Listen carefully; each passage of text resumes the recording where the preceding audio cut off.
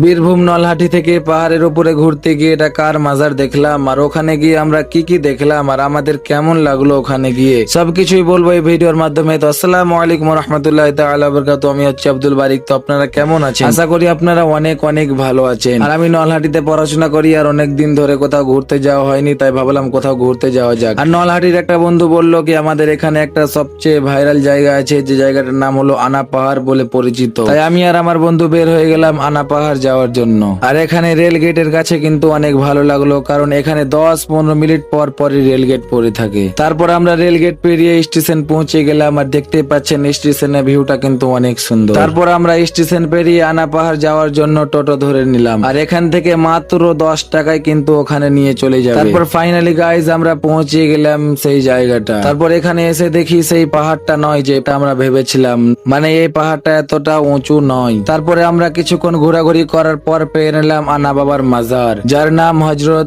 আনা শহীদ রহমাতুল্লাহি আলাইহি বাবার মাজার। তারপরে আমরা মাজার জিয়ারত করার জন্য ভিতরে চলে গেলাম। আসসালামু আলাইকুম ইয়া ওয়ালি আল্লাহ। তারপর আমরা মাজার জিয়ারত করার পর বের হয়ে গেলাম, আর এই মাজারের পাশে কিন্তু একটা সুন্দর পার্ক আছে।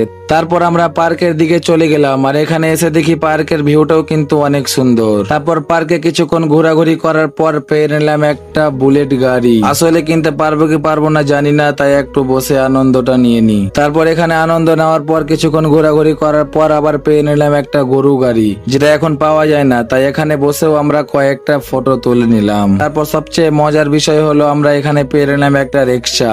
সত্য কথা বলতে আমি কোনোদিন রিক্সায় চাপিনি, তাই এখানে একটু রিক্সায় চেপে আনন্দ নিয়ে নিলাম। তারপরে গাইজ অনেকক্ষণ ধরে পার্ক ঘোরাঘুরি করার পর আমরা ঠান্ডা ঠান্ডা খেয়ে বের হয়ে গেলাম মাদ্রাসা যাওয়ার জন্য। আর এখান থেকেই আমার ব্লগ ছিল, আবার দেখা হচ্ছে নতুন ব্লগে। তো আসসালামু আলাইকুম রহমতুল্লাহি তাআলা ওয়া বারাকাতুহু।